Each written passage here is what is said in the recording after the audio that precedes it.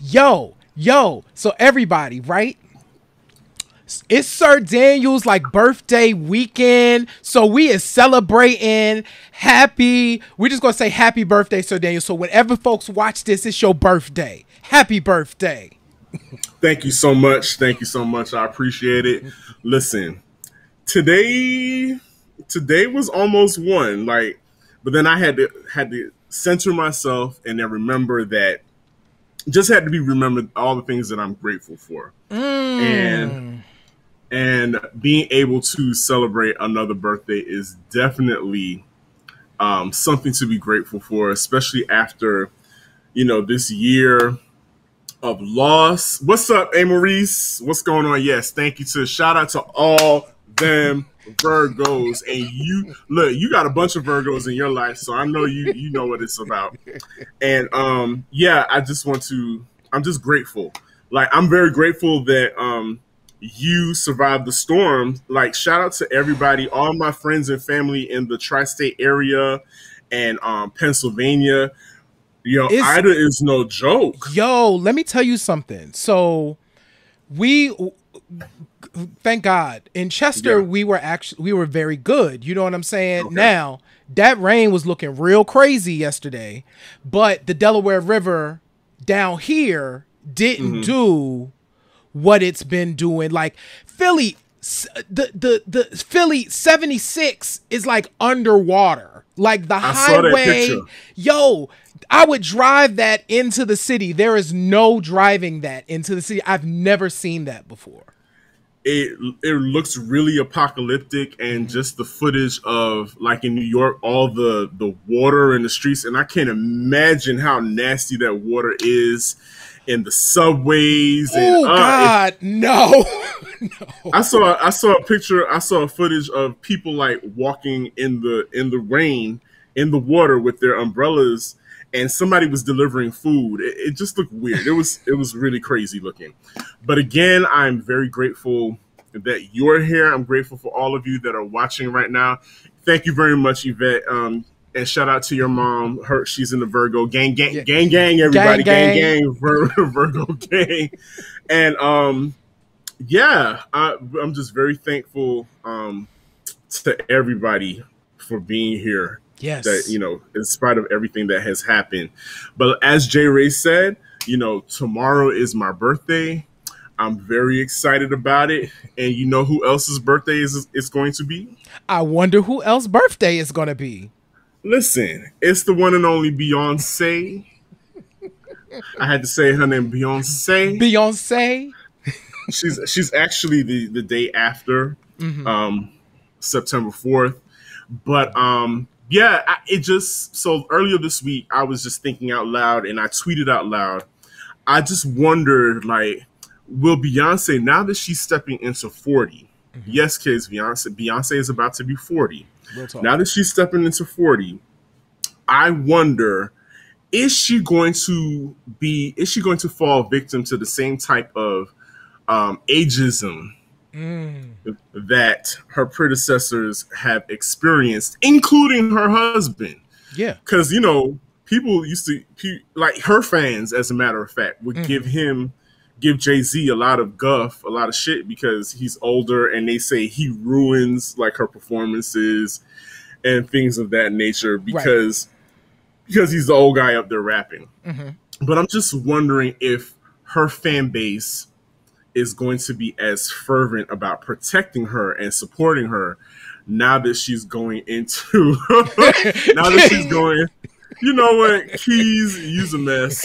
Keys is a mess. Leave it to Keys to make me break out in laughter.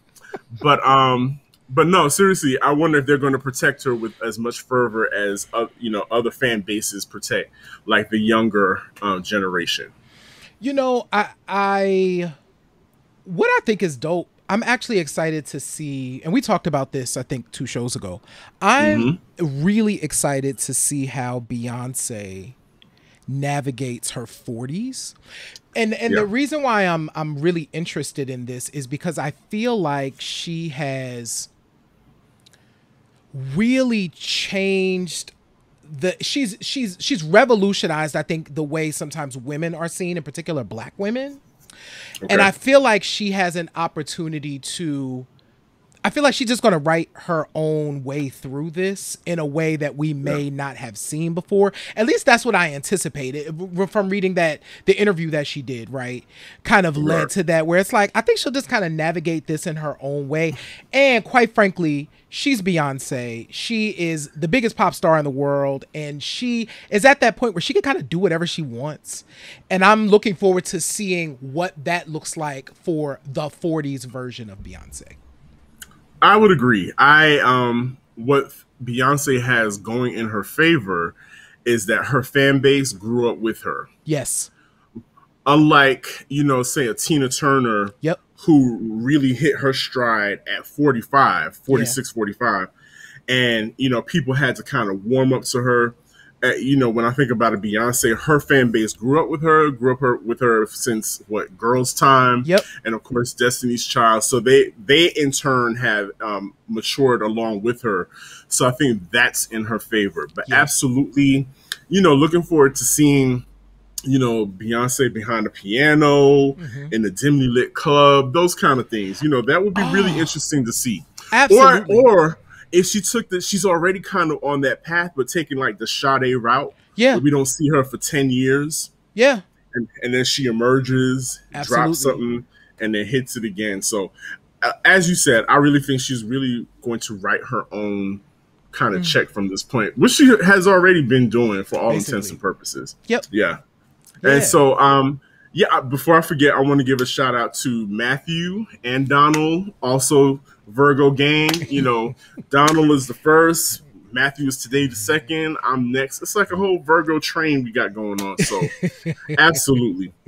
And thank you. Shout out to Keys and Maurice and Yvette, all in the chat room right now, going on with us. And this is going to be a weird segue. I don't think there is for our show. I don't know that there is a real good segue into this topic. Well, we're talking about, first of all, can we talk about your newfound love for Jocelyn Hernandez? since we're talking about birthdays, because I'm gonna do it like it's my b-day. I'm doing it like it's my b-day. Yo, okay, so yesterday I stumbled on this because I didn't know that this was out, but my YouTube felt like it was something I needed to see, and it was like, Jocelyn, I was like, let me just hit play, and I was like, oh my. Listen, at this point, so Jocelyn has a new song out. I only remember the hook because she says it like 3 gajillion times, and it's "Do It Like It's My B-Day," but that ain't the name of the song. Do it like it's your B-Day, or it's "Do It Like It's My Bidet." Bidet. It is like a bidet, but it's like B-Day, but it's like a bidet. Yes. It's very weird, but it's Jocelyn. She's got a horse in there. It's a lot of horses, actually. There's like a mechanical horse, and there's like an animal horse. And I was like, oh, okay. A lot of ass and titties, A lot of it. Which never fails. So, shout out to Jocelyn. All of her fantasies are being fulfilled right now. So, so since we're on the topic of birthdays, I think I found a way to segue into this. Okay. You can't have a birthday without cake. You can't have a birthday without cake. And we talked about Jocelyn, and Jocelyn had a lot of cake in the video. So this makes perfect sense. Perfect sense. Jocelyn is from Miami. And we can't talk cakes and Miami without talking about, guess who? Trick Daddy. You like that? See how you did that. You did that. Thank you. I did that. You did it like it's your bidet. You listen, and I promise y'all I'm not tipsy. This is just pomegranate juice. I just put it in a glass to be fancy, but we finna have fun tonight. Yes. So early, of course, the viral video of the week, it was definitely Trick Daddy Dollars on being a guest on the Drink Champ show with Nori. Yeah. And the topic of cunnilingus came up. Absolutely. And we talking gang. Ain't no gang like the EBD gang, the Eat the Booty gang. So we have a clip, right? We got a clip. And so I'm going to play the clip but I also found the historical version of the clip. So I'm gonna play both clips. Bet. And then we gonna talk about it. Hold on. We gonna talk about cake. We gonna talk about cake. All right. Yeah. So is Eat Booty Gang still in effect? Well, I started. I built. I'm building. You franchising? So it's the Eat a Booty Gang. I'm building the franchise up now. Now I'm getting the women to support the Eat a Booty Gang. Wait. Come on. Wait. Who is it? Wait. When you say women to support the Eat Booty Gang, you saying women is eating the booty? Yeah, women eat the booty. Wait, what? Yeah. I don't know whether to make noise for that or not. Yeah, I get 8 out. Wait, what? Yes, Trick. I get 8 out. Hey, listen, man. Check this out. Right, you don't have your legs in the air, though. It depends. We don't need to think about it like that, bro. Union. So this is the history. Sway, where she said that she eats Dwayne Wade's booty. You heard about that? Praise God. Praise God. Trick consistent. And she, you know, and she wasn't ashamed of it. Man, praise God. Praise God. I respect Dwayne Wade, and I actually met Gabrielle years before I ever met Wade. Both of them are wonderful people. Listen. Trick Daddy dollars. Listen. So I'm of the firm belief, and I'm trying not to make too many butt puns this evening. Make all the butt puns you want, because we can't actually say other words because we're on Facebook. Right. I'm a firm believer in exploring all kinds of sexual activity between consenting adults. Now, I think what happened is, and I'm talking to all y'all out there, not just singling out, I think all of y'all, because of what Trick Daddy looks like now that the lupus has, taken over his body, and he's got the gold teeth, and he's probably not as attractive to a lot of different people because of the way he looks.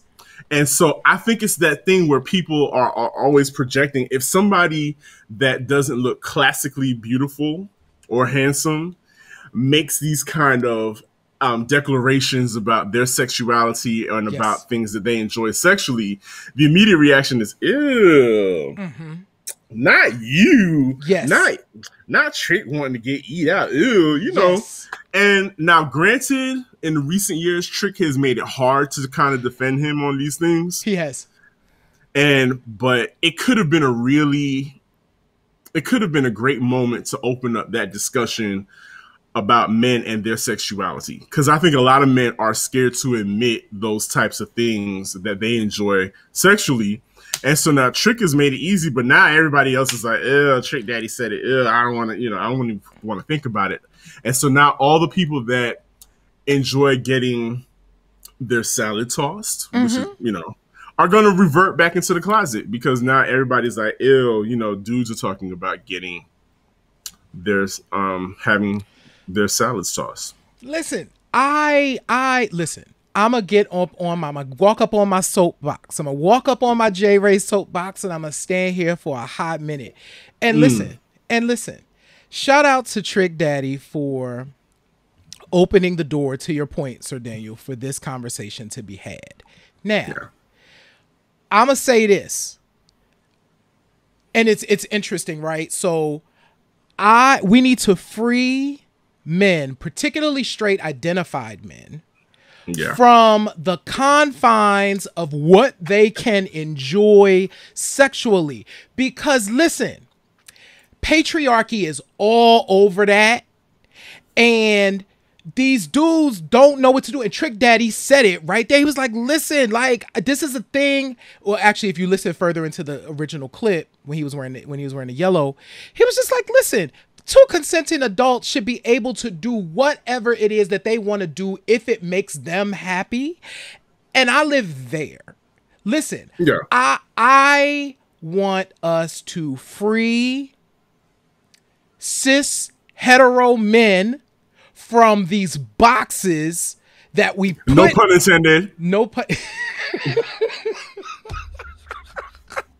I want us to free cis hetero men from these boxes that they get put in around sexuality because it ain't fun. So I'm happy that Trick felt comfortable enough to say this in front of a bunch of dudes on Drink Champs. This is a very dude show. Like, there's alcohol involved, there's dudes everywhere. So just that he felt comfortable saying it, and just that he feels comfortable having this conversation and this dialogue. So I'm hoping that brothers take this to the next step and just be like, we need to talk about this more for those cis hetero men, for the women in their lives. This is a conversation that needs to be had. Absolutely. Wow. Who would have thought that when we started this show, we would be talking about Trick Daddy getting his box rocked? But this is Q Points. Listen, we're talking about the culture. This is what's happening right now. We're on it, and we're not afraid to go there, and neither is Trick Daddy. So I am going to lean on you for this next topic, because so Donda was finally released, right? Donda's out. And Donda is finally released after, being taken on tour from arena to arena. And I'm just like, here's my thing. I'm at a point where I honestly do not care. I feel as if I'm turned off by the manipulation. Mm-hmm. I'm turned off by the antics. Mm-hmm. And it's not just Kanye. Mm-hmm. There's like a generation of a lot of people doing things outside of actually making music and becoming famous for other than their music. Yeah. And so it becomes a marketing point. Everything is marketing. Everything is about, getting views and clickbait. And I'm just to the point now where music has to bring me joy. Mm-hmm. And none of this stuff, the antics, none of this stuff has brought me joy. It didn't help his tirades last year in 2020 during the presidential campaigns, all the distractions that he made on national television, that saying that he was running for president, and it's just too much. And so the best thing about everything about this world is that we all have a choice. Yes. And I know I look on my timeline day to day, and I see a lot of people having these very heated conversations and having these very polarizing views on people like Kanye and his projects. And I'm just like, you know what? I don't have a dog in that fight. The music just doesn't bring me joy. The artist doesn't bring me joy. So I'm going to let y'all have that. If you enjoy it, so be it.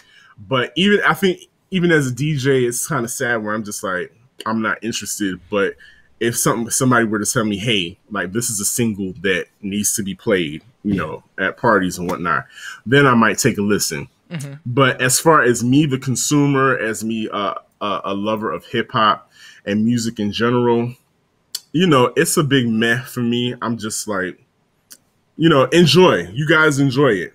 Yes. Matter of fact, J. Ray, you are about to write an article, if I'm not mistaken, right? I am. Yeah. I'm working on the piece now. So full disclosure, and this was not on the list of things for me to do. I did listen to Donda. Donda. All right. And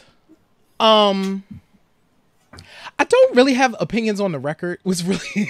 So I do have opinion. That's not true. I do have opinions on the record. I'm not going to go into all of them here because I think it's just too much and it's too complicated. But I will say this. I think I'm with you, Sir Daniel. And the reason why I did not anticipate listening to it was because it's just all of this is too much. So actually behind us right now, you could see kind of the Come to Life video from Kanye came out today. I think it's already got 1 million views on YouTube, and it's essentially, an excerpt from the Chicago listening party that also had Marilyn Manson and the baby there. Whole other conversation. But this is the reason why I think I went into this listening experience actually having to decide that I was listening from more of a kind of just wanted to be able to talk about it if people asked me about it, and I didn't want to be like completely out of the loop. So here's the deal. I checked it out. It doesn't bring me joy. I described it best as that record to me is like being in the inside of someone's mind that I don't want to be in. Yeah. And that's what it felt like. It felt like I was in this kind of space because I don't live in that world, and I don't live with kind of the way that Kanye is processing the world. Mm-hmm. It didn't appeal to me, and it's extremely dark in there. You know what I'm saying? It's a lot of, it's extremely dark. Even looking at the visuals, right, of Kanye kind of setting himself ablaze, you know what I'm saying? Yeah. In a replica of his childhood home. I think this is actually a perfect example of what it kind of feels like being inside of the album. For 23 tracks, and then there's 4 part 2s, right? So it's a very long experience. Yeah. So I will say that at this point, well, Kanye hasn't been a full-time musician in a very long time. You know what I'm saying? Like, it has been probably a solid decade since Kanye was doing what Kanye did. We're kind of talking about like my dark twisted fantasy era, you know, is when Kanye was the last time it was a Kanye album in so many respects. And then it became kind of everybody's on the record. Like, the amount of collaborators on this album for a rap record is like, wow, this is a lot of people, you know what I'm saying, involved in the stew of this. So yeah, is this, has anybody in the chat, who else has checked out Donda? I'm curious if anybody has listened to it. Are there things that jumped out at you that are interesting? I, like you, had to make a conscious choice to, Kanye has done so much harm over the last 5 years, really longer, but over the last 5 years, if we're going to concentrate it, that it was very hard. And I had to actually say, my one stream is probably made him like 25 cents. So I'm okay. I think he made 25 cents off of me, and that's all I'm going to give him. Yeah, I think this whole venture for fame, you know, has taken him to different limits. I guess that he probably he didn't expect. I would imagine. You know, I would imagine his whole life became a circus, and I think what I don't appreciate, and what a lot of people, well, I'll say this, a lot of people have zoomed in on the fact that he has used his mother as a means of softening his image, and I guess it's just a manipulation of trying to get people to, forget the fact that I've said some very disparaging things about Black people, about the culture, about, you know, society in general, and that I've pretty much been focusing or looking through this lens as a very rich person without any kind of trying to have any kind of understanding. And it just seems like it's a very manipulative thing to use the death of your mother to invite us into this world. I can't, he's an artist, you know, we can't police we can't police his content, and you know that's what he wanted to use. But thank God, as a consumer, I get to say, you know what, I'm gonna pass on that. That's that. If you enjoy it, fine. But I don't know. It's just beginning to be a bit much, and I don't know. Hopefully, musicians that are just really about the music and wanted to get out there, I think it's making it harder for them. I agree. Like, there is, and I didn't even realize we were at this place, but I kind of think, you know, I think Beyonce in so many ways kind of up the ante in terms of how people can roll out a project. You know, because when we think about 2013 and when the Beyonce record came out, we had never seen anything like it. Now, she had been priming this pump for albums before, where, because I think it was the I Am Sasha Fierce, where so many of those songs had videos. Like, it was the kind of the first time in kind of modern culture that we saw that. So I think, you know, that you know, Beyonce being a rule breaker once again, and also surprising people with a record and then having a video for all of it. And then Lemonade being kind of another version of that, kind of gave artists permission, artists with the means, you know, permission to roll out a project in that way. And even artists that are just creative, the means to take an interesting rollout of a project. I think of DDM and the rollout of the Ballad of Omar, where DDM did the live performance, which was so great to me. During a pandemic, you know, you get to watch this person interpret the record live. You know what I'm saying? Yeah. But yeah, I think, okay, so let me take a step back. I don't know that I'm hoping that if anything comes out of this Donda rollout, it is that artists feel like they have permission to kind of stretch and explore. Like, I feel like I'm hoping that people take that away from this. And that's putting aside Kanye's actual, his actual, antics. Being Kanye and all of the antics around it. Yeah. But at least saying, okay, this is an interesting way to get the word out about my project. So now you have Drake putting up billboards in cities, you know, where people who are, you know, collaborating on his album live, so that they can know that it's coming out. Drake and Beyonce and Kanye, they have a ton of money. Yes. They can do whatever they want, and people will be happy to sell them billboards and airtime and apparently stadiums to live in. If you got the money, you can do that. So I am hoping that other artists really do take from this, that try something new, and walk and be okay with it. Don't harm people. Don't harm people. It's probably not a good idea to say that you're going to run for president before you roll out an album. It's just not a good thing.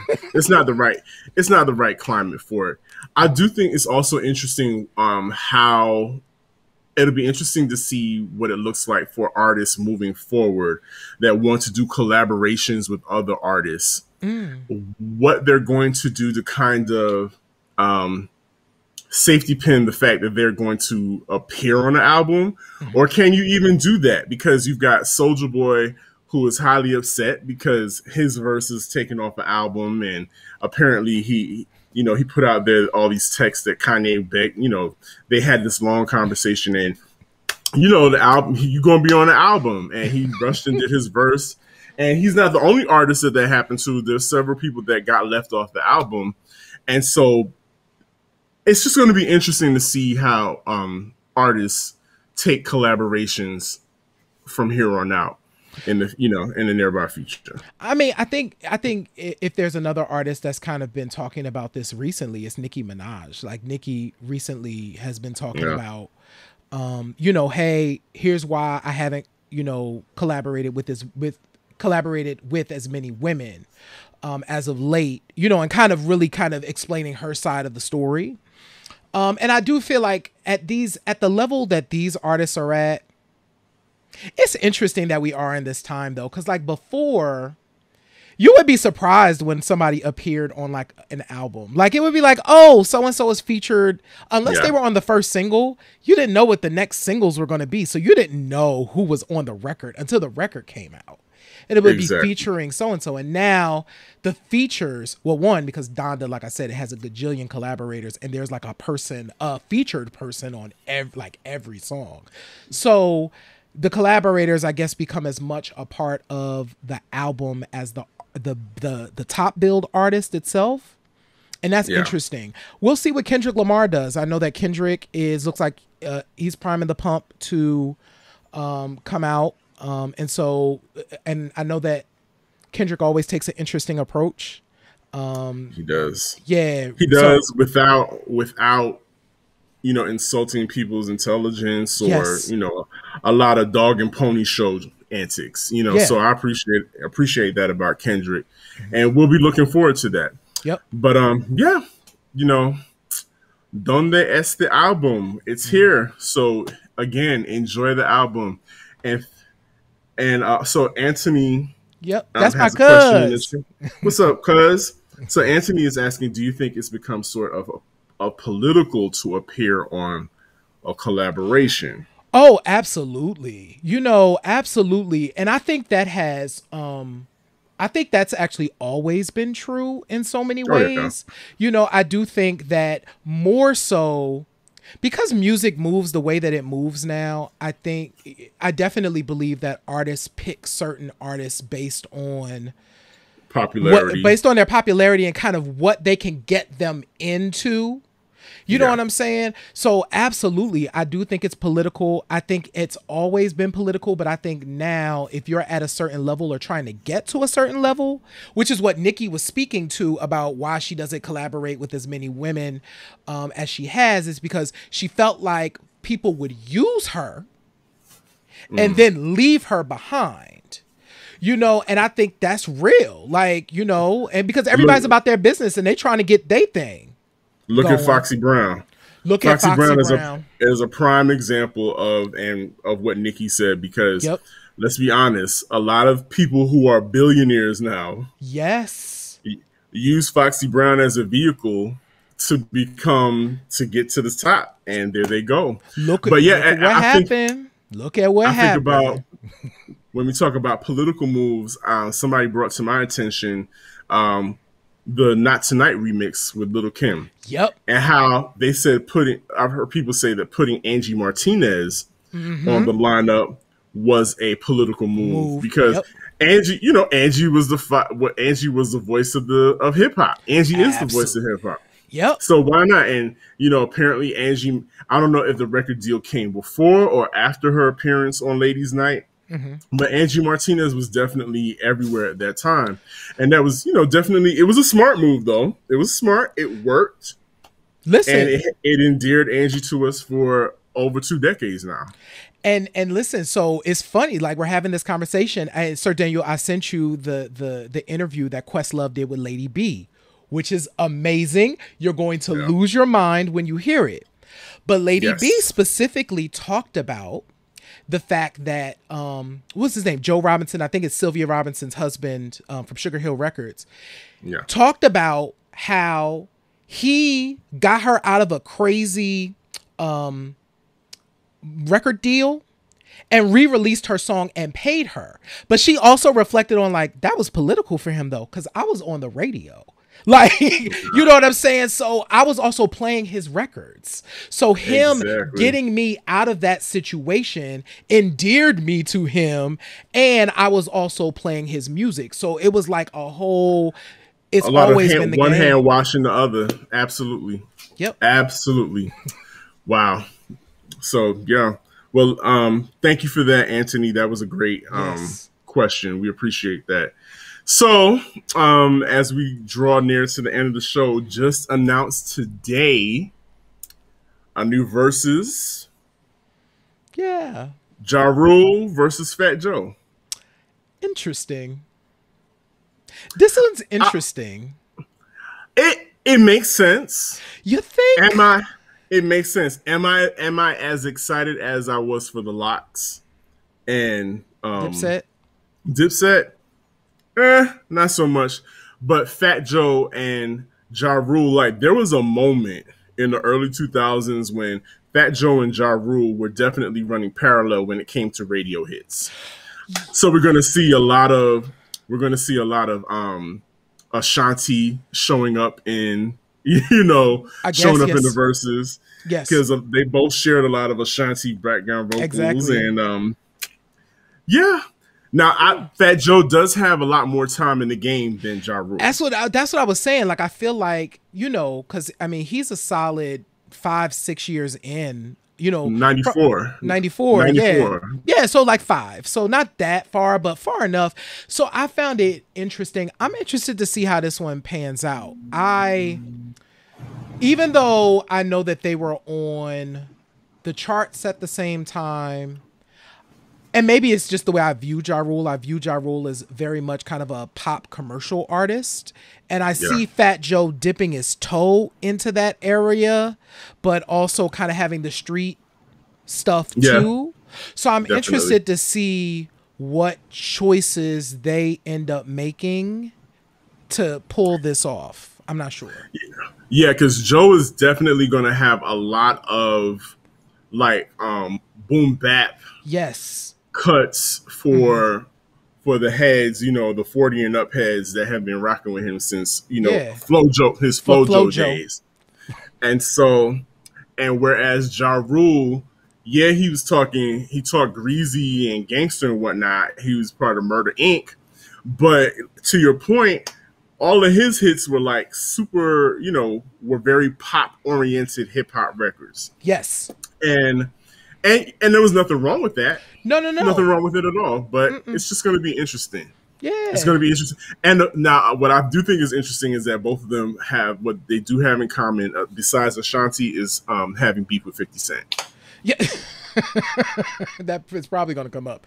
Yeah, I mean, I'm going to watch it because we have to talk. I'm sure we'll want to talk about it on Q Point. So I'll watch it. I'm curious. I'm curious to see what happens. And you know what's interesting, I think, about both of these artists? I've never seen either one of them live. So I never saw Ja Rule live. I've never seen Fat Joe live. So you didn't have a ticket to Firefest? You know what? My ticket to Fire Festival, I was going to get it on like the last day. And then I started seeing all the tweets and I was like, I'm going to put my $2,000 back in my pocket and just not go. Because you have that kind of cash to spend. Absolutely. Is there, and this has been a topic that has been discussed a lot already, but is there a versus that you have in mind? Something that nobody has thought of yet? Is there a versus that I have in mind? You know what? I think there definitely needs to be a Salt and Pepper and somebody versus. I don't know who the somebody is. That's the hard part because they kind of sit in a very specific. Yeah, and coming from a diehard Salt and Pepper fan, I've thought about that, and I think that would be very hard. That would be very hard to pull off because it would probably end up being a music group that has kind of matched their chart success. Yeah. You know what I'm saying? And that only people that I could think of would be a TLC. And that would be kind of weird. It would be a little weird.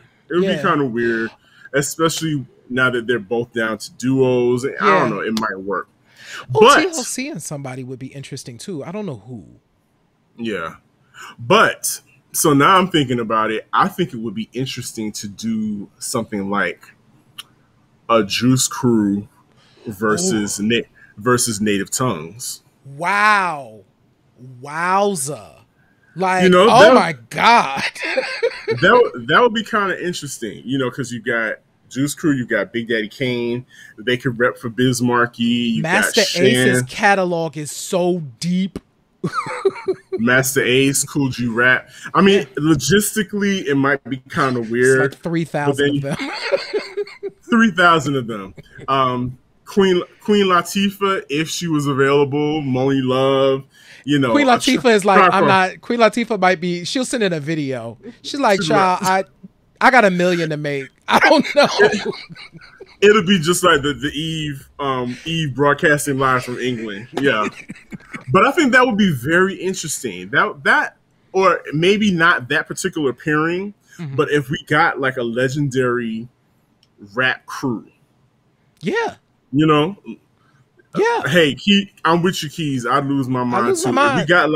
If we got those legendary rap crews, because we saw how it worked with the Lox and Dipset. But if we have like collectives, like maybe even but Q-Tip ain't coming either. So that's the other thing. You don't think so? I don't think Tip would come. I would think he would be like, no. I think he would just say no. Now, Wani, you just said something that would be dope if the money was right. MC Lyte and Queen Latifah would go all the way off.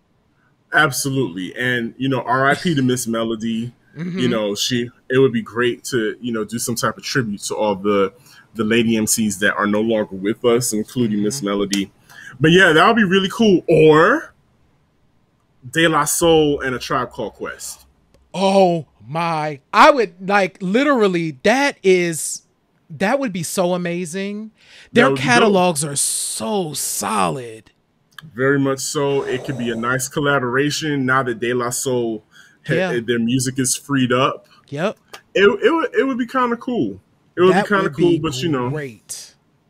We're sitting up here, pontificating and, making up these types of versuses in our minds. And what y'all want to see? What verses y'all want to see? Y'all drop them in the chat. Like, what verses would you want to see? I was trying to think of some soul verses too. They already did the Jill and Erica, and I thought that was a good matchup. Like, I'm trying to think of some more folks. Yeah, that was really dope. Has Music Soul Child did a verses, right? Did he do one? I feel like Music needs to be in a verses with somebody. Music's catalog is really solid. I don't know who he would do it with, but I think a Music could be dope. Yeah, you know how. Music and maybe India Ari.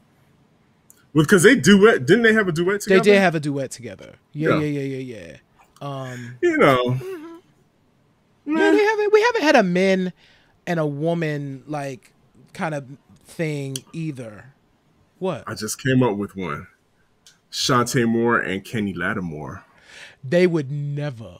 They would never. Not Jack. I hate Keys. And you know what?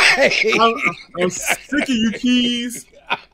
But have you noticed we haven't heard from her since, and that whole Jill versus Erica is what brought her back to life. Yeah.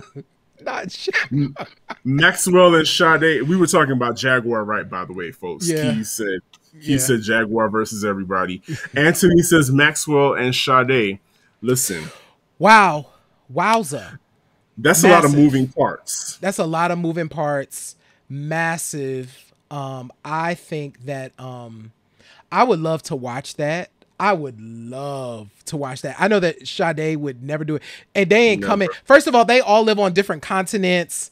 They ain't coming. Different time zones. They ain't coming. Maxwell will be standing there. It'd be like all four of the Sade band on like a screen. Exactly. But I just thought about it. They do have a connection because Maxwell was on the Sweetback. Oh yeah. Compilation back in the day, and both Sweetback records. is both records, and Sweetback is Sade's band. Yep. So Sweetback, So Sweetback. You made a great point there about Sade not only being the name of the vocalist, but the name of the band. It's the name of the band. Do a lot of people know that? Did y'all know that? Yeah, so if y'all didn't know that, listen, y'all, and don't get it wrong. Sade is a band. It contains 4 people. That includes Sade Adu. But yeah, Sade is the name of the band, and they have been together forever. So is it Stuart Matthewman and Andrew Hale and oh my God, third name dropping. But anyway, listen, let's Googles. Let's do our Googles. Yeah, Sade is and they're a amazing band, but they also, when they were off of some Sade stuff, the band members outside of Sade formed a group called Sweetback, and they actually did 2 records. That first record is a monster. Ooh, beautiful. It drops crazy. Maxwell's softly on that joint will change your life. Trick Daddy probably plays it when he's doing his thing. When he's getting that EBG, yeah, absolutely. So the members: Sade Abdul, Paul Denneman, Andrew Hale, and Stuart Matthewman. Yep. So I missed. So I missed Paul. So yeah. So Sade is a group. So go and tell your friends when they're like, Sade, like Sade is a band. And they kept winning Grammys and people didn't understand why. And it was like, because they a band. It's just that her name is Sade. Right. So anyway, Q points, where you learn stuff. The more you know. Exactly. The more you grow. And so I just want to take this time again to say thank you to everyone who has been tuning into Q Points on a weekly basis and has watched us grow. We are very grateful for you guys. As you know, if you didn't know, we are now on Apple Podcasts.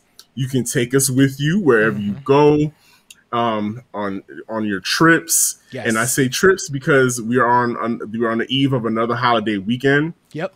If you are going out of town, please be safe. Yes. The summer's coming to an end. Can you believe it? We started the show at the top of the summer. At the top of the summer. Yeah. And here we are closing it out, for Labor Day weekend. And shout out to everybody that's coming to Atlanta for Pride. I will see you guys at the legendary Bulldogs. If you're going to be here in Atlanta, I'll be on the 1s and 2s at Bulldogs on Saturday from 4 to 7. Please, please, please be safe. Mask up. Hopefully you're vaccinated. Just throwing it out there. Yes. This is going to, full disclosure, this is going to be my first gig, like a huge gig like that, in a very long time. In 2 summers, actually. I have not stepped in that booth in 2 years now. Yeah. Because of the pandemic. And I had some trepidation, but the way the booth is set up, where the door closes. And there's a door and it's up high. And I could look down at y'all from the window. I feel a little safe doing it that way. So please, let's all keep each other safe. It's really about keeping each other safe right now, because it's a real thing out there. Yes, and I want to add, have a great time. I also want to encourage folks. We just mentioned Apple Podcasts. Leave reviews and leave your ratings. Like, go over to Apple Podcasts, follow Q Points. Tell your friends, tell your family. There are folks who aren't able to tune into this. Tell them to go and watch Q Points or go over to Apple Podcasts and subscribe. Leave us a review. Leave us a rating. Tell people to do the same. That's how we grow the show, man. That's how we grow the show. And QPoints.com, become a Q Points insider, because as we build this thing, we got stuff to share with you. Look, we already added a video background. We had Kanye behind us. We're just doing stuff and bringing stuff to you. Listen, we fancy around here, and we want to bring you with us. Yes. So once again, boys and girls, what do I always say? In this life, you can either pick up the needle or you can let the record play. This is Sir Daniel. I'm J Ray, y'all. Peace. Peace. Thank you for watching Q Points. Happy birthday to me, y'all. I'll see y'all this weekend.